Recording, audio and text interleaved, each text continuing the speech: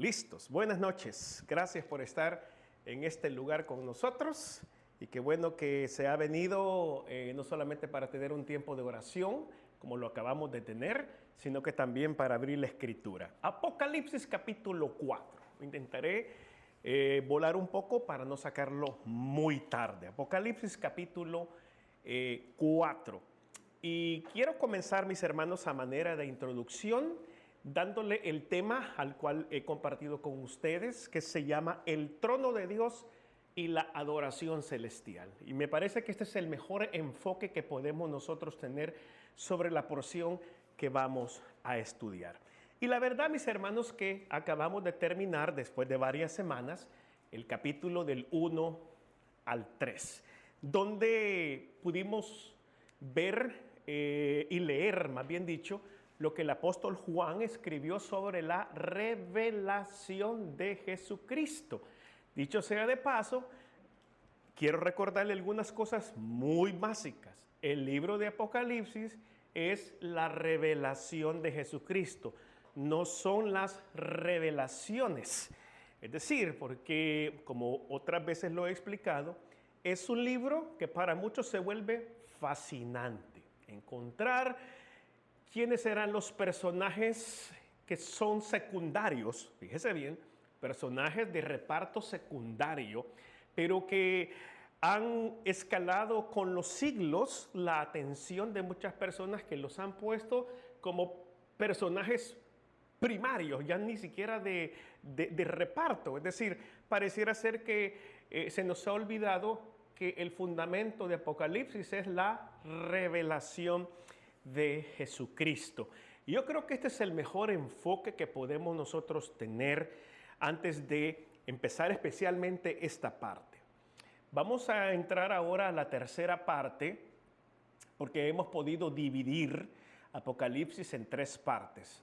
A partir del capítulo 4 hasta el final es acá donde aparecen símbolos, aparecen figuras, aparecen seres, y aparecen una cantidad de cosas que por los siglos la gente ha querido saber quién es. Han buscado ponerle nombre al anticristo. ¿Qué será del 666? ¿Cómo será ese sistema? ¿De dónde vendrá el anticristo? ¿Será musulmán? ¿Será alguna otra persona que no tiene nada que ver con la religión? Y hay mucha, pero muchísima información. Usted puede utilizar Google, o si usted quiere, puede ir a YouTube y ver una cantidad de información, entre algunas cosas valiosas y otras cosas que no se las recomiendo porque va a salir loco de ahí.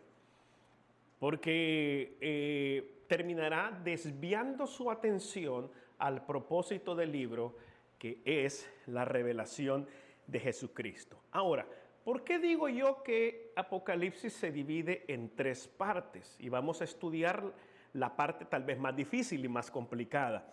Si deja una seña en Apocalipsis capítulo 4 y va un par de hojas atrás en su Biblia, en el capítulo número 1, versículo 19, esta división yo no me la he inventado, sino que gracias al Señor ha quedado establecido cómo el libro de Apocalipsis estará dividido. Por eso dice el versículo 19, Jesús le dice a Juan, escribe las cosas que has visto, parte 1, y las que son, parte 2, y las que han de ser después de estas. ¿Cuál es la parte número 1? Donde dice, escribe las cosas que has visto, es el capítulo número 1. Porque ahí Juan escribió lo que él vio cuando se le reveló Cristo Jesús con toda su gloria, con toda su majestad. Se recordará esas expresiones en las cuales Juan decía que tenía ojos como llama de fuego y que de su boca salía pues una espada aguda. Es decir, él comenzó a escribir lo que él estaba viendo en ese momento. ¿Ok? Ahora, la segunda parte le dice Jesucristo, además de escribir las cosas que has visto, escribe las cosas que son, es decir, las que están pasando en ese momento. ¿Y qué eran las cosas que se estaban pasando en ese momento? el crecimiento de la iglesia de Cristo Jesús. Entonces acá en la segunda parte encontramos los capítulos número 2 y número 3 que acabamos de terminar, donde Juan escribe 7 cartas a 7 iglesias que están en Asia Menor y que todos hemos podido concluir que las 7 iglesias representan a la iglesia de todas las edades, desde el siglo I hasta la iglesia actual. Ahora, después le dice Jesucristo, además de escribir las cosas que ha visto, las que son y las que han de ser después de estas. Es decir, inmediatamente termina el apóstol Juan de dirigirse a la iglesia de la Odisea. Vamos ahora a ver que la escena cambia. Yo quiero que usted entienda que el libro de Apocalipsis, si bien es cierto, por cuestiones de estudio bíblico lo podemos dividir en 3 partes, pero no pierda de vista que es un solo compendio. Es decir, la gente se enfoca más en las cosas de los seres vivientes, en las trompetas, en las copas de juicio, en todas esas cosas, las figuras, los símbolos y todo eso, y pareciera ser que los primeros 3 capítulos restan importancia, cuando no es así. No es que Apocalipsis a partir del capítulo 4 es otro libro diferente, no, es el mismo libro. Es decir, imagínese el apóstol Juan que tiene una cámara de video y describe cuando ve a Cristo Jesús. Y con su misma cámara de video también empieza a escribir lo que estaba viendo Jesucristo en ese momento en sus iglesias. Ahora, en el capítulo 4 en adelante, con esa misma cámara de video, lo que va a hacer es cambiar de ángulo. Pero es la misma cámara, es decir, es la misma escena. Todo el libro es importante. Si lo separamos, entonces nos vamos a perder. Ok, entonces vamos a ver y vamos a leer la lectura que nos corresponde el día de hoy, Apocalipsis capítulo 4, del 1 al 11. Dice: después de esto miré y he aquí una puerta abierta en el cielo, y la primera voz que oí, como de trompeta, hablaba conmigo y dijo: sube acá y yo te mostraré las cosas, oiga esto, que sucederán después de estas. Y al instante yo estaba en el Espíritu, y he aquí un trono establecido en el cielo, y en el trono uno sentado. Y el aspecto del que estaba sentado era semejante a piedra de jaspe y de cornalina. Y había alrededor del trono un arco iris, semejante en aspecto a la esmeralda. Y alrededor del trono habían 24 tronos. Y vi sentados en los tronos a 24 ancianos, vestidos de ropas blancas, con coronas de oro en sus cabezas.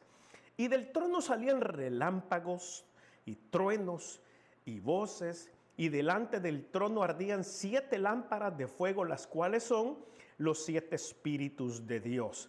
Y delante del trono había como un mar de vidrio semejante al cristal.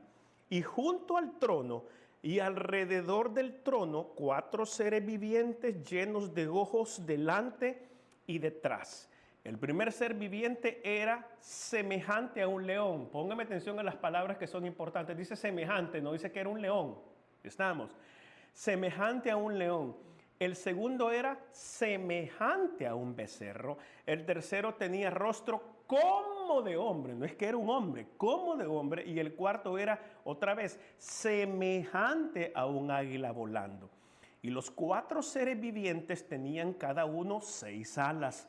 Y alrededor y por dentro estaban llenos de ojos, y no cesaban día y noche de decir: Santo, santo, santo es el Señor Dios Todopoderoso, el que era, el que es y el que ha de venir.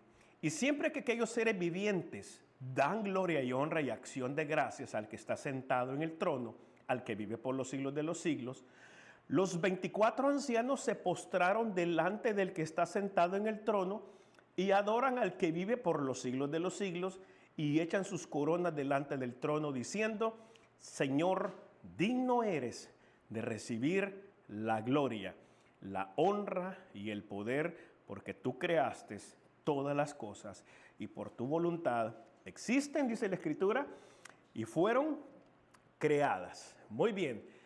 Aquí vemos entonces que la escena cambia. En el capítulo número 1, Juan está en la tierra y escribe lo que ve y la revelación de Jesucristo. En el capítulo 2 y 3, Juan está en la tierra y escribe las cartas a las 7 iglesias que están en la tierra. Ahora, del capítulo 4 hasta el final, la escena cambia.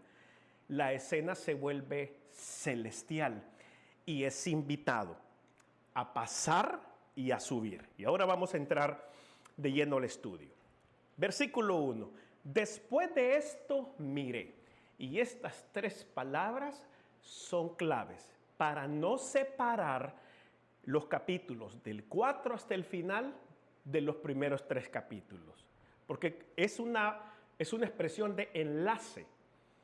¿Qué es lo que acaba de terminar el apóstol Juan? La carta a la Odisea. Y en el capítulo 3, versículo 22 o 21, dice el apóstol Juan a la iglesia de la Odisea: al que venciere, le daré que se siente conmigo, oiga esto, en mi trono, así como yo he vencido y me he sentado con mi Padre en su trono. El que tiene oído, oiga lo que el Espíritu dice a las iglesias. Después de esto, si se da cuenta, la frase de enlace, después de esto, miré, y he aquí una puerta abierta en el cielo. Y la primera voz que oí, como de trompeta, hablaba conmigo. ¿Qué voz era esta? Era la voz de nuestro Señor Jesucristo, que le hace esta invitación: sube acá. Es decir, deja la tierra y dice: sube acá y te mostraré las cosas que van a suceder después de estas. Es decir, ¿de cuáles? De todo lo que le has escrito a las 7 iglesias. Quiero decirle también que a partir de este momento la iglesia no se vuelve a mencionar. Claro, en las bodas del Cordero está implícita la iglesia, pero la palabra iglesia desaparece a partir de este momento. Lo que nos da a nosotros la confianza de poder decir: aquí la iglesia ya no está. Aquí la iglesia ha sido arrebatada. Y como estudiamos el miércoles pasado, la iglesia de la Odisea representa la iglesia de los últimos días, antes que venga el rapto de la iglesia. Y esto es importante que usted lo tenga claro. Y dice: y al instante, versículo 2, es decir, en un momento, y al instante yo estaba en el Espíritu. Y este al instante es una expresión que también muy valedera aplicarla al rapto o al arrebatamiento de la iglesia. ¿Por qué? Porque el arrebatamiento de la iglesia sucederá así, en un abrir y cerrar de ojos, al instante. Muchas veces la gente no ha entendido la palabra pronto. Cuando Jesucristo estaba en la tierra y enseñaba y decía, especialmente en el capítulo 24, dice: he aquí yo vengo pronto. Y la gente dice: bueno, pero es que eso se escribió en el siglo I. Han pasado 21 siglos y ese pronto no viene. La palabra pronto no quiere decir un día de estos. La palabra pronto quiere decir rápido, en un instante, en un abrir y cerrar de ojos. Esa es la verdadera explicación de la palabra pronto. Por eso dice: y al instante. Es decir, es como el arrebatamiento de la iglesia. Yo estaba en el Espíritu, es decir, de un momento a otro. Juan está en la isla de Patmos, termina de escribir la última expresión a la iglesia de la Odisea. ¡Pum! Al instante, escuchó una voz que le dijo: ven, sube acá, porque ahora necesito que ya no desde la perspectiva de la tierra, sino que desde la perspectiva celestial escribas las cosas que van a suceder después de todo lo que has escrito hasta ahorita. Le digo, arrebatamiento de la iglesia. Ahora que hay algo bien interesante, porque dice: Al instante yo estaba en el Espíritu. La pregunta es, cuando se habla de este tipo de expresiones, en la Escritura, y hay muchas referencias, se refiere a una visión. Amén. Una visión de aquellos que tienen el Espíritu de Dios. Ahora la pregunta es, ¿será entonces que el apóstol Juan, cuando dice en el Espíritu, ¿será que solamente su espíritu subió y su cuerpo quedó en la tierra? ¿O será que el cuerpo del apóstol Juan, junto con su espíritu, también subió? ¿Qué piensan ustedes? Y yo le tengo una respuesta. Y vamos a ir nada más y nada menos que a 2 de Corintios, capítulo 12. Deje una seña. Porque hay otro personaje muy famoso en el Nuevo Testamento que usted lo conoce perfectamente bien. Nada más y nada menos el apóstol Pablo. El apóstol Pablo también tuvo una visión y se le invitó a subir al tercer cielo. Ahora mire lo que dice el apóstol Pablo en 2 de Corintios capítulo número 12 en relación a ese suceso que le aconteció. Dice 2 de Corintios del 2 en adelante. Conozco a un hombre en Cristo.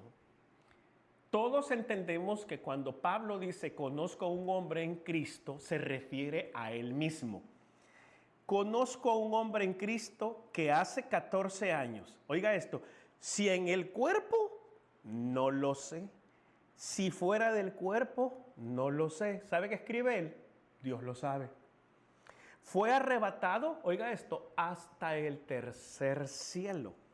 Y dice el versículo 3, y conozco al tal hombre, si en el cuerpo o fuera del cuerpo, no lo sé, solamente Dios lo sabe. Versículo 4, que fue arrebatado al paraíso, donde oyó palabras inefables que no les es dado al hombre expresar. Entonces el apóstol Pablo también tuvo una escena, una vivencia similar a la que está teniendo el apóstol Juan. Entonces la pregunta es, ¿será que el apóstol Juan subió en el cuerpo o solamente en el espíritu? Y yo creo que la respuesta nos la da Pablo.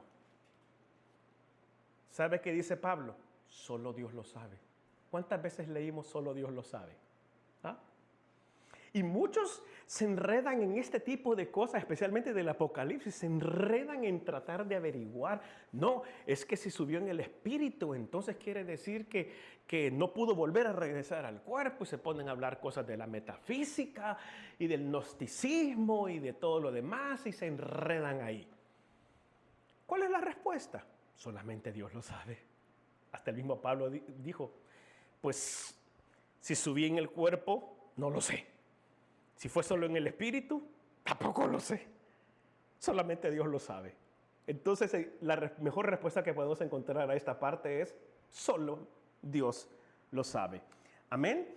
Y dice, y he aquí, dice el versículo 2 del capítulo 4 de Apocalipsis, he aquí un trono establecido en el cielo. Y en el trono, dice la Escritura, uno que estaba sentado. Ahora, ¿qué significa un trono? Trono, mis hermanos, significa autoridad. Hay cosas que son muy fáciles de poder explicar. Hay otras que, como leímos en la lectura hace un ratito, de estos seres vivientes que tenían ojos por todas partes, que dice tenían ojos alrededor, adelante y atrás. Y uno dice, ¿y cuántos ojos caben en el frente? ¿Cuántos ojos caben atrás? ¿Y por qué tantos ojos? Y nos podemos pasar horas, días y meses investigando qué significa eso y nos podemos perder que este es un libro que habla de la revelación de Cristo y este capítulo está hablando sobre lo que es el trono de Dios y la adoración celestial. ¿Qué significan los ojos? Solo Dios lo sabe. Ahora, si usted quiere, le podemos inyectar al texto. Porque muchos predicadores y pastores a veces como que le inyectamos al texto o a la escritura algo que queremos que el texto diga, ¿verdad? Entonces es bien fácil acomodar, puede ser que sea cierto. Es bien fácil acomodar, decir, bueno, si estos seres tenían ojos detrás y delante, pues significa que realmente Dios todo lo ve. Puede ser. Y cabe, ¿verdad? Aquí ya le inyecté yo algo que la Biblia no dice. Solamente Juan está escribiendo lo que él está viendo. Amén. Ahora, dice, he aquí un trono establecido en el cielo y en el trono uno sentado. Y esto es más sencillo poder entender que aún en la tierra, hoy ya no se usan como en los tiempos bíblicos, en los tiempos, por ejemplo, de los siglos 2, 3, hasta llegar al famoso siglo donde estaban los grandes reyes que tenían su trono, ¿no? Se usaba un trono. Hoy no. Hoy se llaman presidentes, no se llaman reyes. Y ya no son tronos, hoy son oficinas. La oficina oval de acá, de la famosa Casa Blanca, por ponerle un ejemplo, ¿no? Ya no es un trono. Pero igual, a pesar de que sea una oficina, también es un símbolo de autoridad. Ahora, no nos perdamos de vista. Por eso estamos hablando nosotros de el trono de Dios.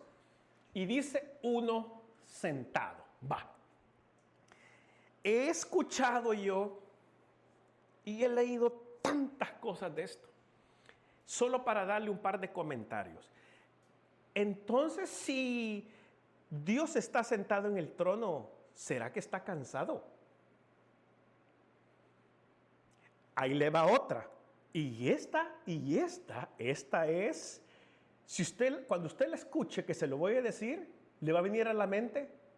Pues sí, es real. ¿Quiere decir que si el que está sentado en el trono y está sentado, ¿será que tiene pompas? No, perdón, no, o sea, he escuchado de todo. Pero Dios es espíritu. Entonces, le digo, este libro ha producido una cantidad de locuras que se están perdiendo esta gente. Por ejemplo, del capítulo 4, los dos principales temas. El trono de Dios y la adoración celestial. Yo continúo. Y dice, y el aspecto del que estaba sentado, estamos hablando de Dios, era semejante a la piedra de jaspe y de cornalina. Y había alrededor del trono un arco iris. Fíjese que no dice, había algo semejante a un arco iris. No, ya Juan conocía el arco iris. Aparte de eso, no se lo olvide, y lo vamos a hablar más adelantito, que el arco iris es símbolo de pacto. Amén. En el Antiguo Testamento, Dios estableció un pacto con la humanidad y como señal dejó su arco. Y hasta el día de hoy, cada vez que hay tormentas y sale el sol en la tarde, hemos visto preciosos arcoíris.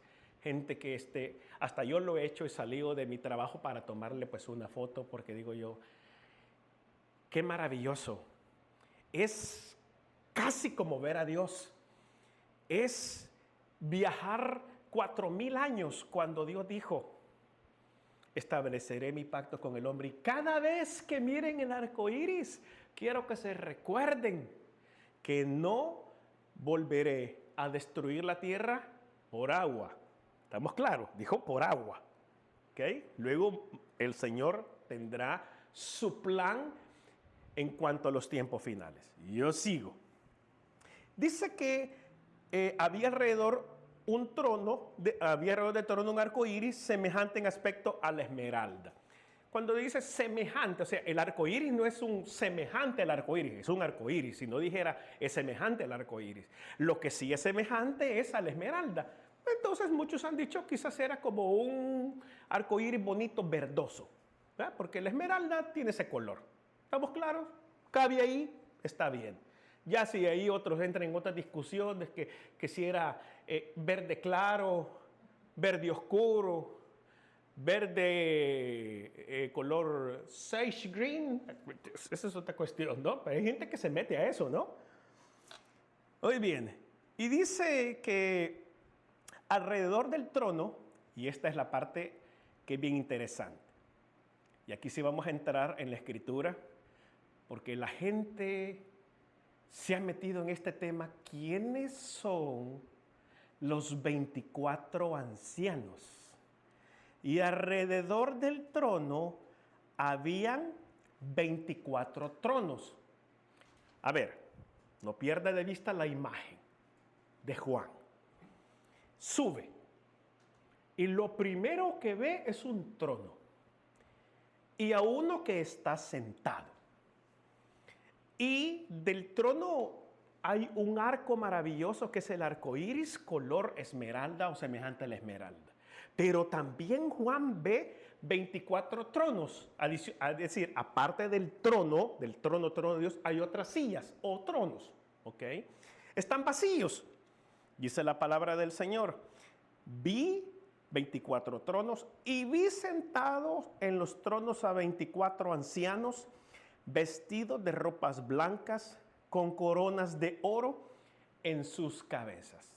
Vuelvo y repito, cuando estudiamos Apocalipsis, tenemos que poner mucha atención, y no solamente Apocalipsis, sino que otros textos de la Biblia, porque al diablo o a Satanás se le ha asociado que es un león, pero él no es un león. ¿Cómo no? Ahí dice que anda como un león rugiente. ¿Anda como qué? Como, no dice que es un león, como león rugiente. Y acá en el Apocalipsis es bien importante entender las palabras como, semejante a. Cuando esas palabras no existen, entonces las podemos interpretar de una manera literal, que es literal hasta lo que está ahorita acabamos de leer. El arco iris es literal, no dice semejante. Lo que sí dice que es semejante es a la esmeralda, pero el arco iris sí es real. Y dice, y vi sentados en los tronos a 24 ancianos vestidos de ropas blancas con coronas de oro en sus cabezas. Aquí no encontramos ni la palabra semejante ni la palabra como. Entonces estamos viendo que son seres reales. Y se ha dicho y se ha estudiado mucho de que pueden ser que estos 24 ancianos sean seres angelicales, lo cual no lo es. ¿Por qué no lo es?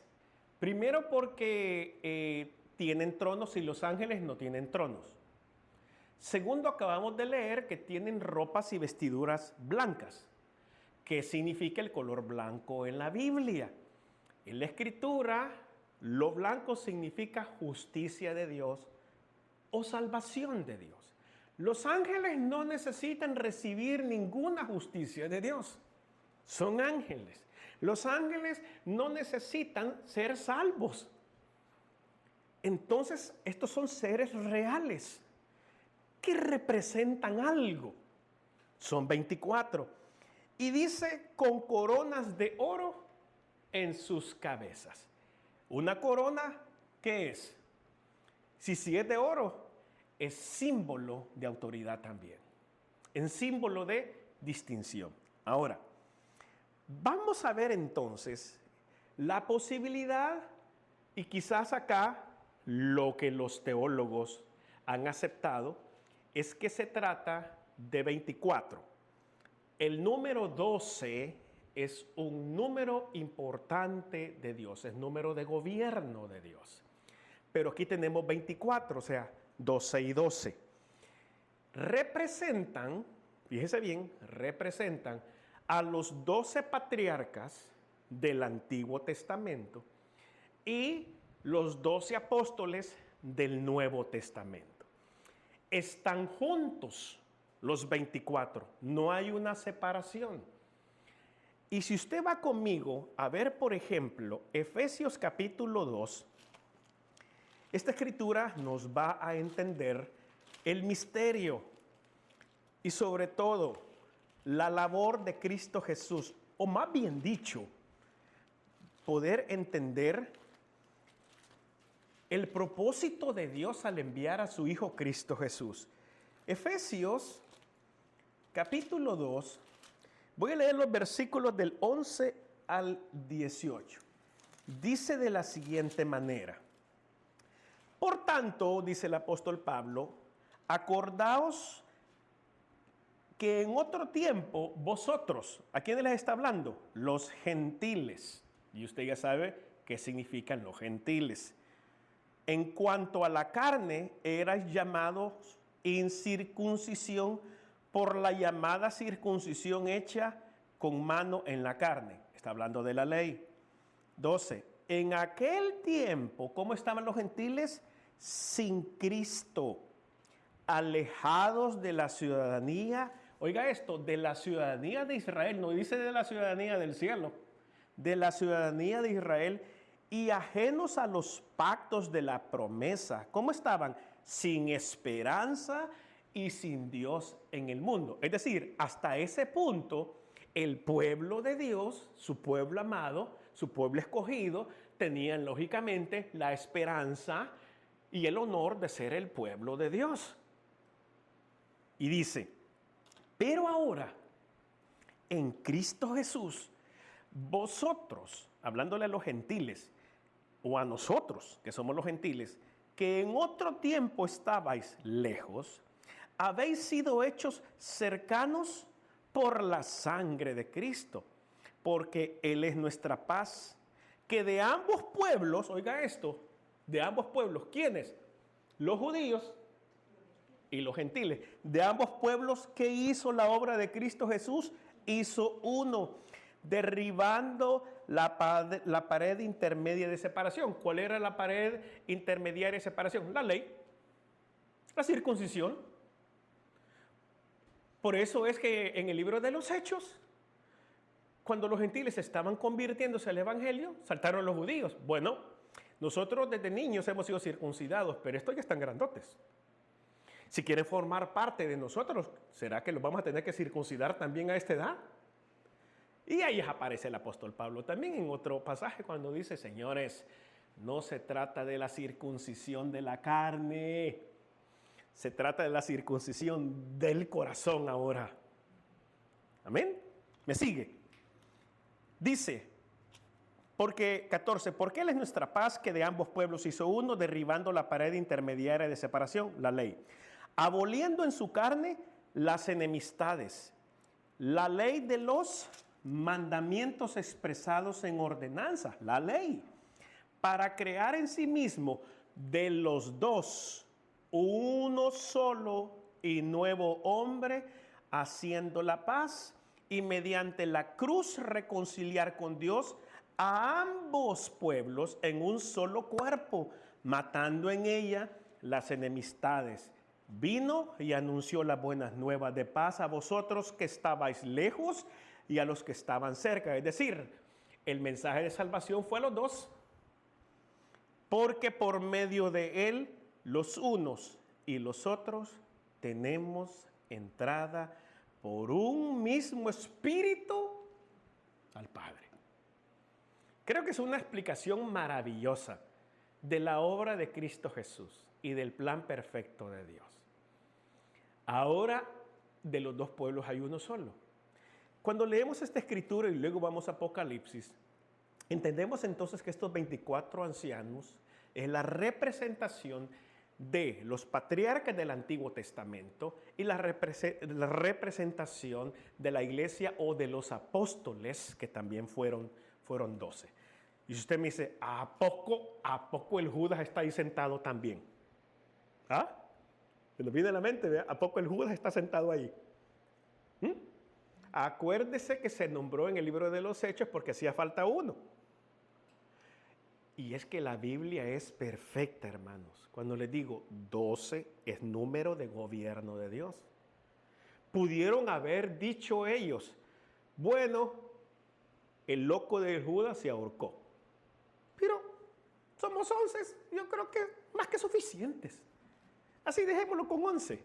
No, porque ellos tenían que representar el gobierno de Dios representado en el número 2 y por eso fue que eligieron el apóstol para sustituir a Judas. Entonces, creo que estamos claros ¿quiénes son estos 24 ancianos? Amén. ¿Por qué están unidos? Por la sangre de Cristo Jesús.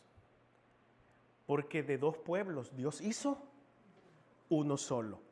Y con el mismo Espíritu tenemos acceso todos al mismo Padre Celestial. Muy bien, yo sigo adelante. Y dice, y del trono, versículo 5, capítulo 4, versículo 5 de Apocalipsis, y del trono salían relámpagos y truenos y voces, y delante del trono ardían 7 lámparas de fuego. Y aquí Juan, gracias a Dios, nos da y nos explica qué son estas 7 lámparas de fuego, las cuales son los 7 espíritus de Dios, que lo vimos en Apocalipsis capítulo número 1 y lo explicamos perfectamente bien. Y dice, versículo 6, y delante del trono había como un mar de vidrio semejante al cristal, y junto al trono y alrededor del trono 4 seres vivientes llenos de ojos delante y detrás. Muy bien, expliquemos el capítulo un poquito, el versículo número 5. Cuando dice que del trono salían relámpagos, truenos y voces, y delante del trono ardían estas 7 lámparas. Muy bien. Hermanos, cuando hablamos nosotros de truenos, es algo que también al ver la gloria y la manifestación de Dios se daba. Por ejemplo, en Éxodo capítulo 19, versículo 16, dice la palabra del Señor. Este es el evento del monte Sinaí, cuando Moisés subió. Éxodo 19, 16, dice la palabra del Señor.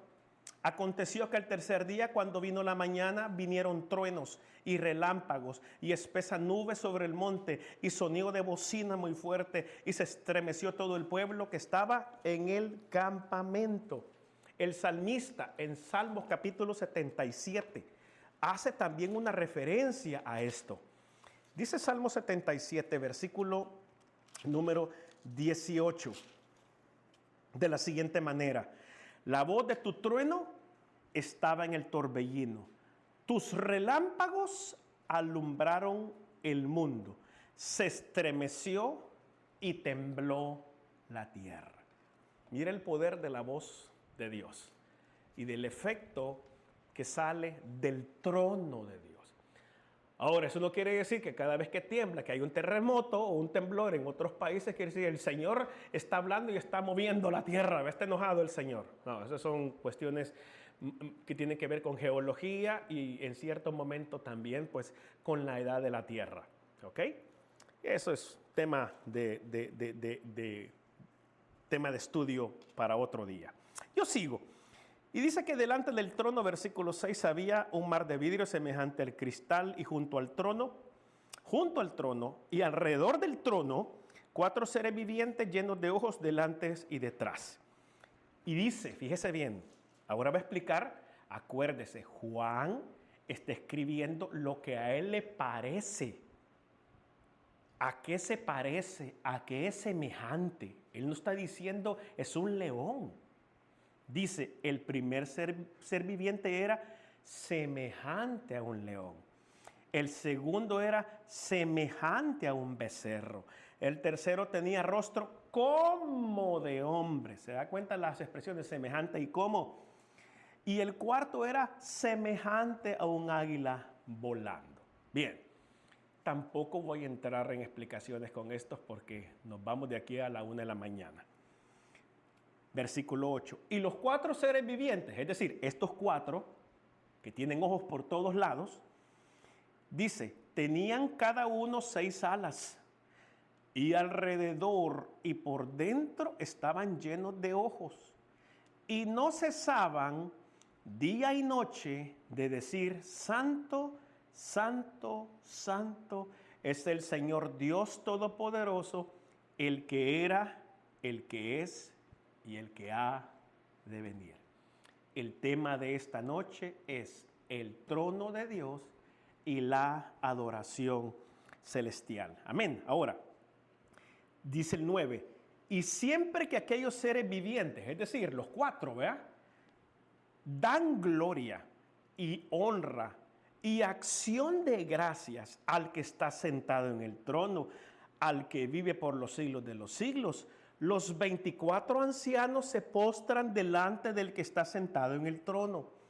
¿Y qué hacen? Adoran al que vive por los siglos de los siglos y echan sus coronas delante del trono diciendo, es decir, miren la expresión de alabanza y adoración.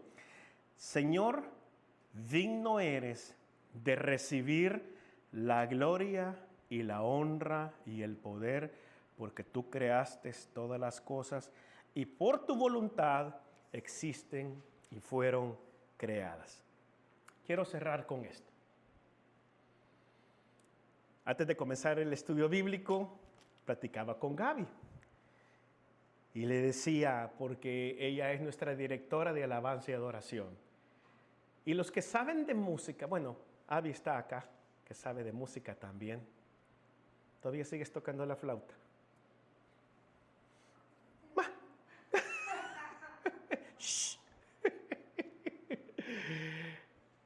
¿Sabes tú que los que saben de música saben lo que es la expresión un crescendo? ¿Amén? Y no me voy a meter a explicar qué es eso porque nos vamos a las 3 de la mañana. Un crescendo, pero igual quiero más o menos decirle, es una manera musical de comenzar una estrofa, una armonía, pero que va subiendo de intensidad, y constantemente nuestra directora en los tiempos de ensayo, ella dice, aquí vamos a hacer un crescendo, dice Gaby. ¿Okay? Ahora quiero decirle que aquí hay un crescendo, es decir, la alabanza y la adoración celestial va en crecimiento. ¿Cómo lo sabe, pastor?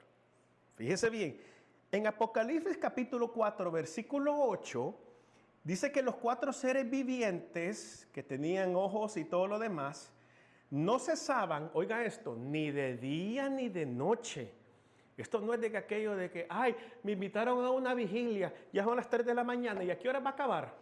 ¿Ah? No, de día y de noche. No cesaban, o sea, no había break. ¿Me explico? No cesaban de decir, santo, santo es el Señor Dios Todopoderoso, el que era, el que es y el que viniera. Entonces, tenemos los 4 seres vivientes adorando al que está sentado en el trono. Luego, más adelante, aparecen los 24 ancianos, pero aparte. De 4 pasan a 24. Vamos a dejar por un lado estos 4. Mire cómo va subiendo la alabanza y la adoración celestial. Dice que el versículo 10, que los 24 ancianos se postraban delante del que está sentado en el trono y adoran al que vive por los siglos de los siglos y echan sus coronas delante del trono. Y que es lo que dicen, Señor, digno eres de recibir la gloria y la honra y el poder, porque tú creaste todas las cosas y por tu voluntad existen y fueron creadas. Ahora, en la siguiente hoja sigue el crescendo. En la siguiente hoja, en el capítulo número 5, versículo del 8 al 9, mire lo que sucede. Y dice, y cuando hubo tomado el libro, los 4 seres vivientes y los 24 ancianos se postraron delante del Cordero. Todos tenían arpas y copas de oro llenas de incienso, que son las oraciones de los santos. Oiga esto, y cantaban un nuevo cántico diciendo, digno eres de tomar el libro y abrir sus sellos, porque tú fuiste inmolado y con tu sangre nos has redimido para Dios de todo linaje, lengua, pueblo y nación. Ahora bien, ¿cómo comienza la adoración celestial? Con los 4 seres vivientes, adorando. Luego después adoran los 24 ancianos, pero en diferentes oportunidades. Pero en el capítulo número 5 se juntan. Es decir, va cobrando la intensidad y ahora tienen arpas. Y para terminar, capítulo 19 de Apocalipsis, para que mire el crescendo de la adoración celestial. Dice el capítulo 19, versículo 1. Después de esto oí una gran voz de una gran multitud. Oiga esto, de una gran multitud, ¿a dónde? En el cielo, que decía, aleluya, salvación, honra y gloria y poder son del Señor nuestro. Versículo 4. Y los 24 ancianos, y los 4 seres vivientes, se postraban en tierra y adoraron a Dios que estaba sentado en el trono y decían, amén, aleluya. Y salió del trono una voz que decía, alabad a nuestro Dios todos sus siervos y los que teméis, así de pequeños como grandes. Y oí la gran voz de una gran multitud con el estruendo de muchas aguas y como la voz de grandes truenos que decía, aleluya, porque el Señor nuestro Dios Todopoderoso reina. 7.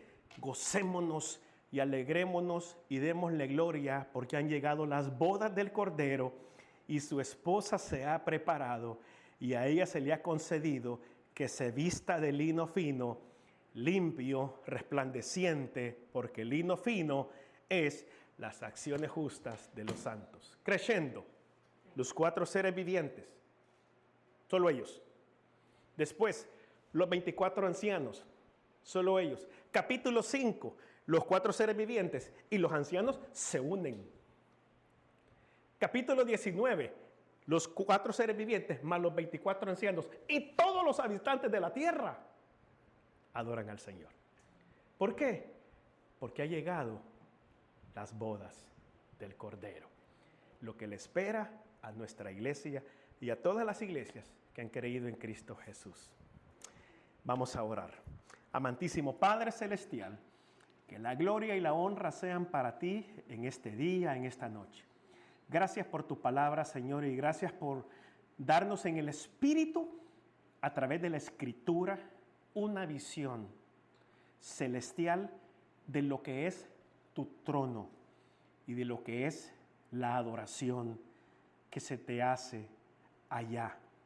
Señor, un día no muy lejano, acaso más pronto que tarde, estaremos unidos porque las bodas del Cordero se aproximan y nos vamos a unir los habitantes de la tierra, que hayamos, como dice la Escritura en las cartas a las 7 iglesias, que hayamos salido venciendo para vencer, estaremos nosotros formando parte de ese coro, junto con los 4 seres vivientes y los 24 ancianos. Llévanos con bien a casa, que podamos reflexionar y que nuestra adoración, mientras te la damos desde la tierra, vaya mejorando cada día, para que podamos desde la tierra unirnos a los coros celestiales, porque algún día, juntos con ellos, vamos a estar frente al mar de cristal, cantándote y adorando tu nombre. Que este próximo domingo, cuando las puertas de este lugar, de este templo se abran, tus hijos y tus hijas podamos venir, Señor, con acciones de gracia, porque ha llegado el momento de tener otro encuentro con tu presencia. En Cristo Jesús, amén y amén.